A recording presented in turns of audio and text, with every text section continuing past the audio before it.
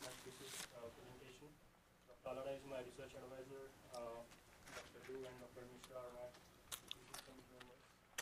Topic for my thesis is design for manufacturing for friction welding. My research was basically split into two areas. Area one was about applying DFM methodology to implement friction stir welding to see if it's possible to implement it in automobile chassis fabrication.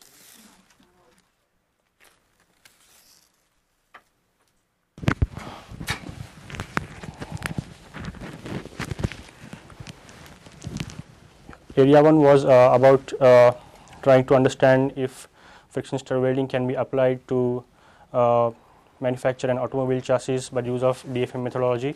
Area 2 was about developing an e-design tool for friction stir welding.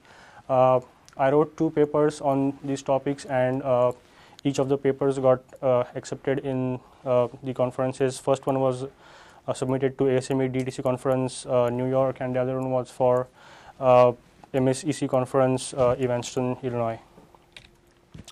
Okay, to get started, let's first talk about the paper 1 or the area 1 of my research, which was DFM for automobile chassis fabrication. The objective behind this study was to study the technical feasibility of implementing friction stir welding for automobile chassis fabrication. The objective was purely technical over here. To talk about motivation, as we know, automobile chassis, it's made up of several different components. It's a totally welded structure, so it was worth exploring that opportunity of applying DFM to study applicability of FSW in that area. The reason I had to go for DFM methodology was that FSW is basically very radically different from MIG or laser welding, which are the techniques right now used in the industry. So as we are looking into a very different process, I had to go for a DFM methodology, and it was not implemented till date by any of the researchers.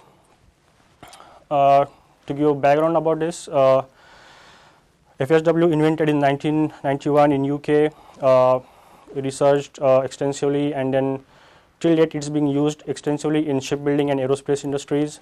Automobile industry is another area where it has got a lot of potential. Some companies like GM and Ford have actually started using FSW in welding above roofs and bonnets and doors for their some of their models. Scope of the research. As I said earlier, my study was purely a technical study. I call it is a manufacturing feasibility study.